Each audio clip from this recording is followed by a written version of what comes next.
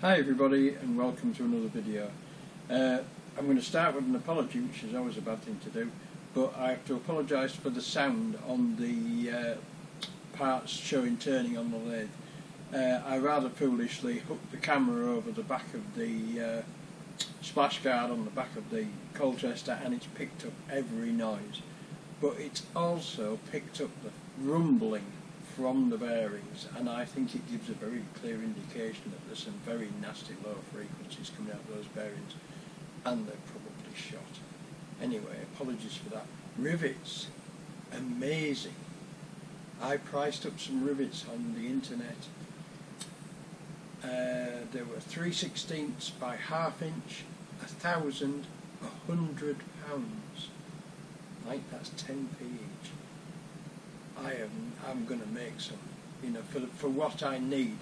I've got bar rod that I can make these. I've even got wire probably to make small ones, but at that price it's just not worth buying them. They're ridiculous. I'm probably going to have to make a set and snap as well to fit them, but we'll see about that. The only other thing I wanted to talk about was looking at cheat sheet.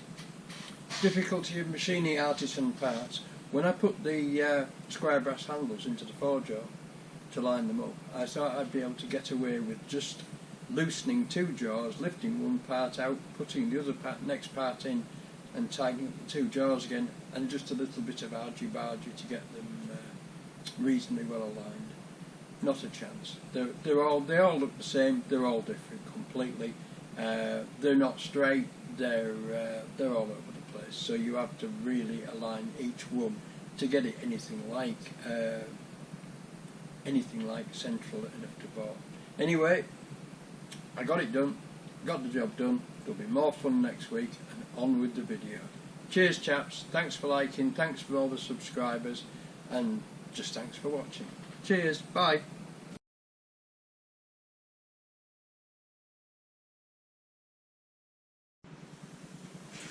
Well people, here I am again, back in the workshop, in the depths of the cooker hood.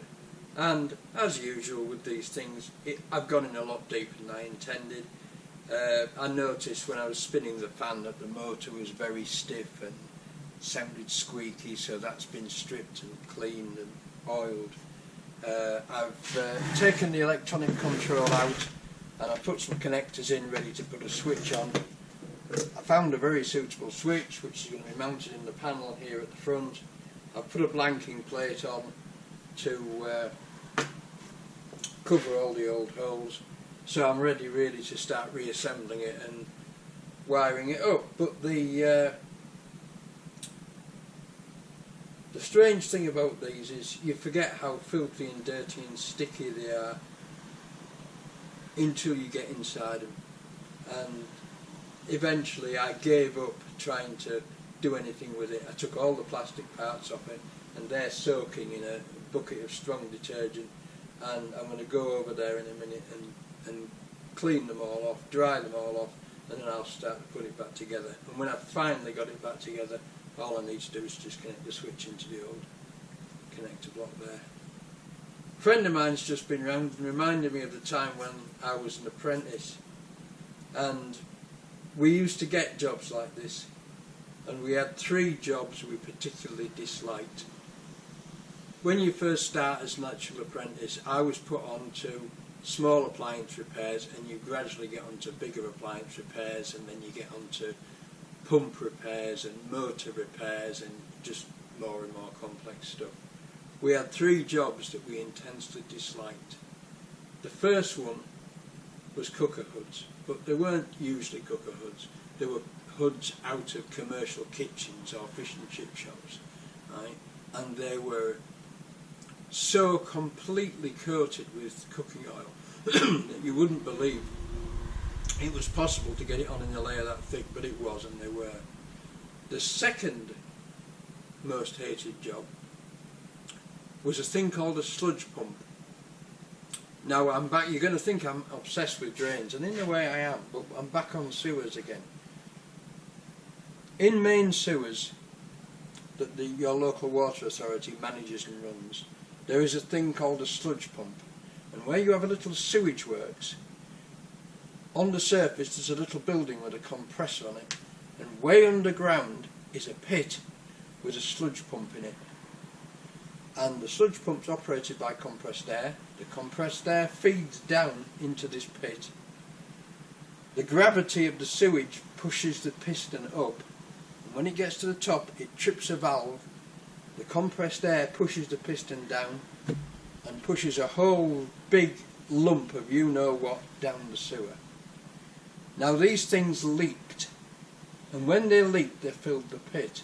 And when they filled the pit it took ages to pump them out. So what they did was put a secondary sludge pump, which was electric, in the bottom of the pit. And as the effluent trickled out of this big sludge pump, when it got to a certain level it would trip a float switch inside this pump and pump it out. Our local water authority used to bring us those to repair when they got flooded and blew up, and they were very unpleasant. The first thing we did was stand them in the yard and power wash them. But the most unpleasant thing that we used to repair was known as a bunny burner. And some of you may be familiar with what they are, but it was called a bunny burner because it was made by a company called Bunny, and it was the incinerator that was fitted in the girls' toilets at the local school, and I'll leave the rest to your imagination.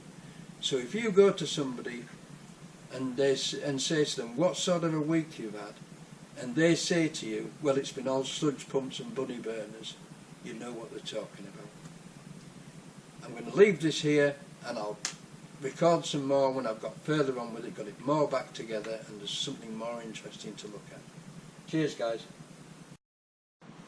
Right chaps, well I've got a bit further. I've fitted the switch with a blanking plate to cover up the unused holes. I've had to cut out part of the terminal box for the switch to sit back into, but it'll all work, it'll all fit, and I've changed the wiring so that it's ready to do. I've just looked at the parts that are soaking in the sink, and they're still sticky as anything, so I'm going to leave them overnight. I've put a bit more detergent with them. I'm going to leave them overnight. Just a quick update on the septic tank situation. It now looks like it is a long drain that goes about 50 metres down the whole garden, and we had a camera down it yesterday and power washed it out. It's clear and it's flowing again, but there's obviously a blockage.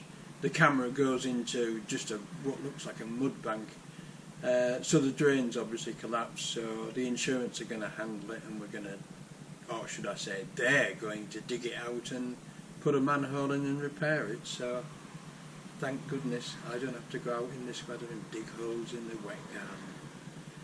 Okay, oh what else? Yeah, the stair lift is performing beautifully, much to my wife's relief, because she got sick of sliding down the stairs on her bum and then having to crawl back up again. Other than that, I think that'll do for today. It's Tuesday evening and I'm going to go home. Cheers peeps, bye. Okay, so here we are chaps in the workshop.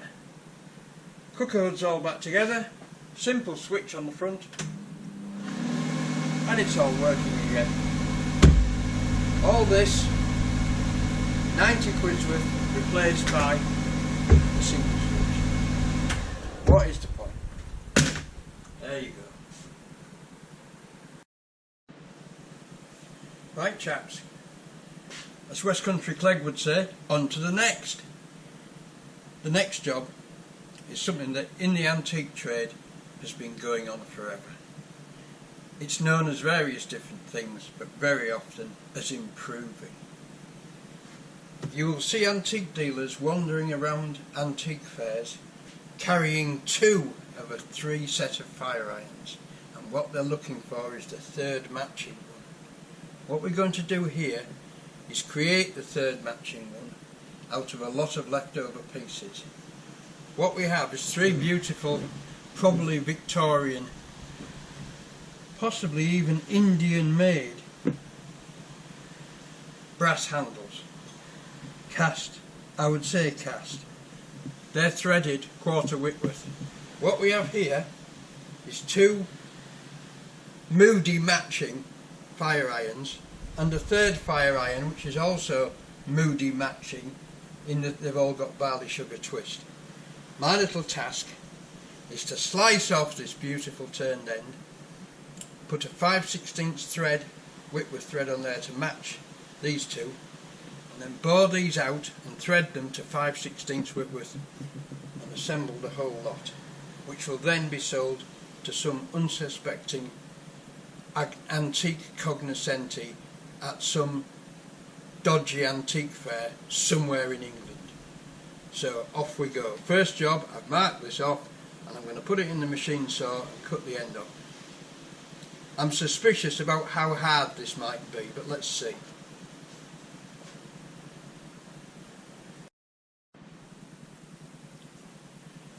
And here we go with the machine hacksaw. As you'll note, the hair has gone into the safety mode for using machinery. I expected it might be a bit hard.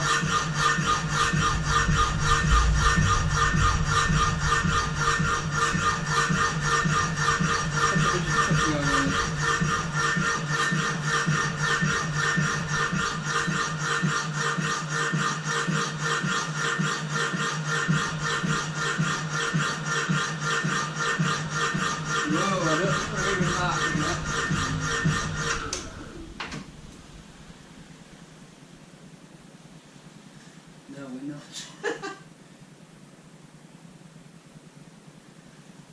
Right, we might have to soften this a bit because that's as hard as nails and the machine hacksaw isn't even marking it. Okay chaps, let's move on a bit.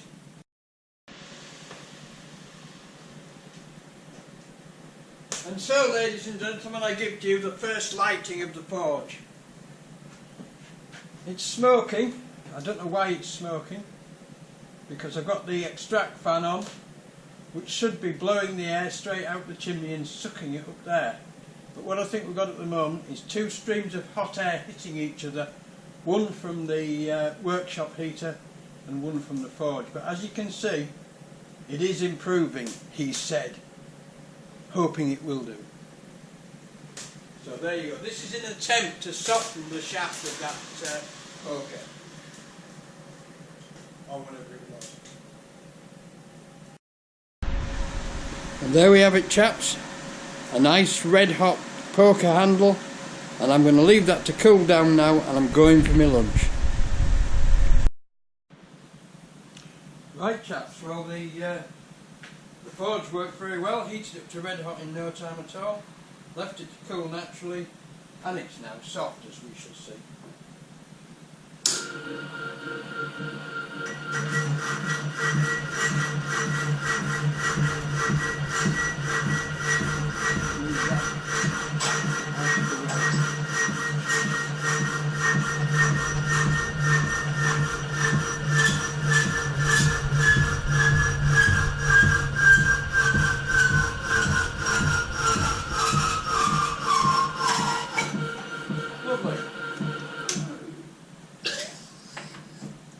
Job done. On to the next bit.